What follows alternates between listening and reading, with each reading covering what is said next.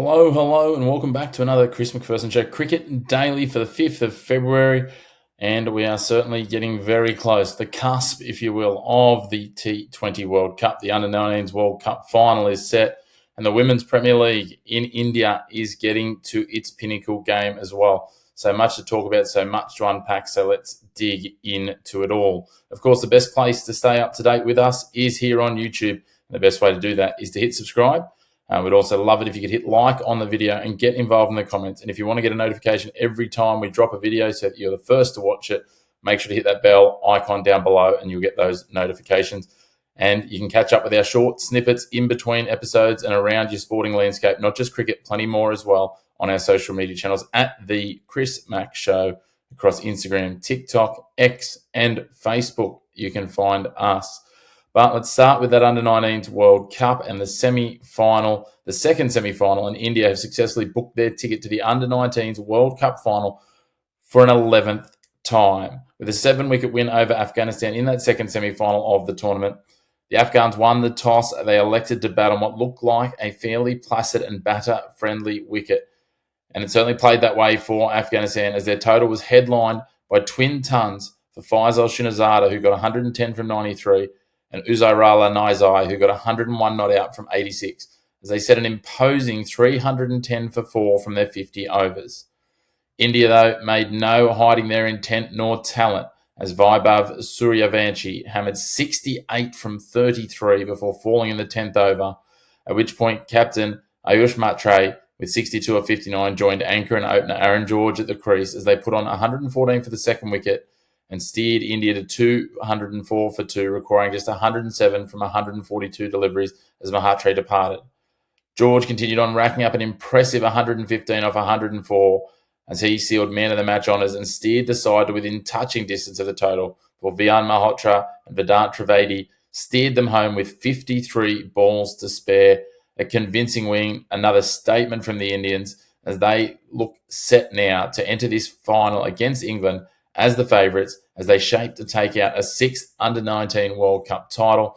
We look forward to delving into that in the coming days as we shape for our junior centrepiece between India and England, with glory on the line in Zimbabwe.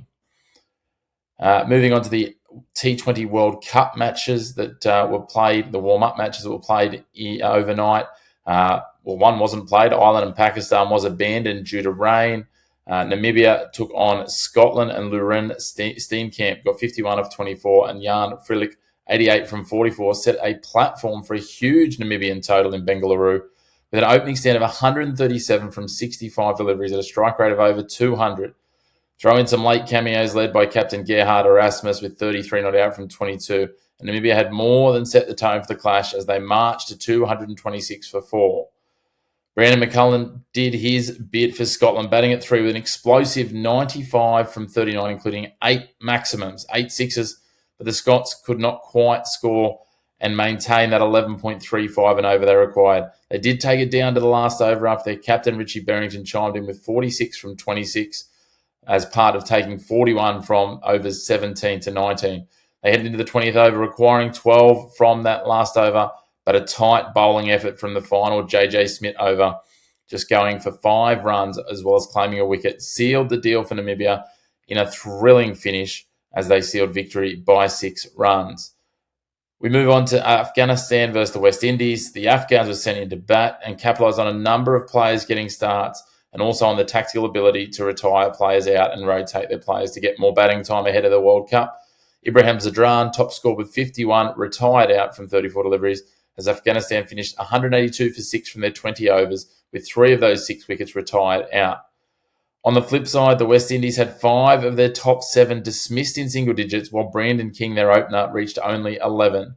The sole shining light in their top 7 was Rovman Powell with 32 from 27, before numbers 8 and 9, Jason Holder, 25 not out from 23, and Matthew Ford at number 9, 52 not out from 26, created more than a wag in the tail, but to close the deficit down, but it was a little too late as they recovered from earlier being 82 for 7, needing 101 from 41, to falling just 24 runs short at 159 for 7.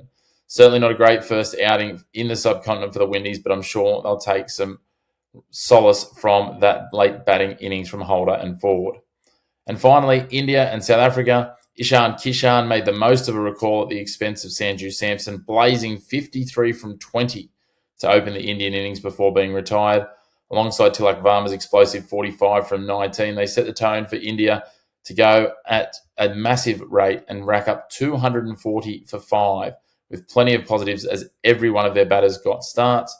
For South Africa, it may take them a little longer to adjust to these conditions based on this display, as despite a few scores, a bumpy batting innings saw them fall well short of the tournament favourites.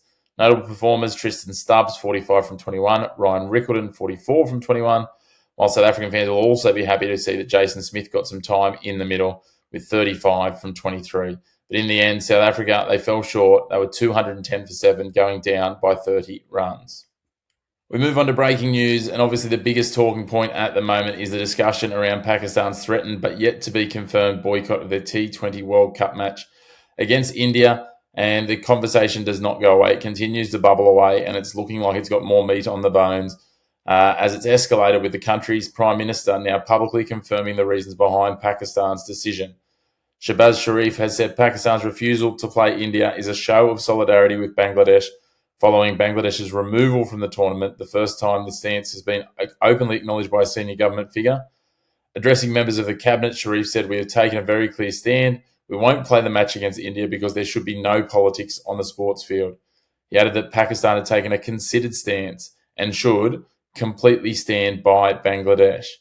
Those comments come as the ICC continues to apply pressure, warning Pakistan of serious consequences if the marquee fixture is cancelled beyond that of those that will be impacted in terms of the World Cup standings. While former Pakistan Cricket Board Chairman Najam Sethi believes a compromise is still possible. Speaking to India today, Sethi said, "It is not too late to allow Bangladesh to play in Sri Lanka. A lot of matches are scheduled there, suggesting the standoff could yet be diffused. But that would require quite a movement of the draw. It would require sending Scotland home, and doesn't matter which way it plays out, it's going to be messy." At this stage, the PCB has not formally informed the ICC of any withdrawal, despite Pakistan being scheduled to play all other group matches in Sri Lanka. If the boycott proceeds, Pakistan would forfeit 2 points and take a full 20-over net run rate penalty, while India would remain unaffected. With the tournament's most valuable fixture hanging in the balance, the ICC is now waiting for Pakistan's next move.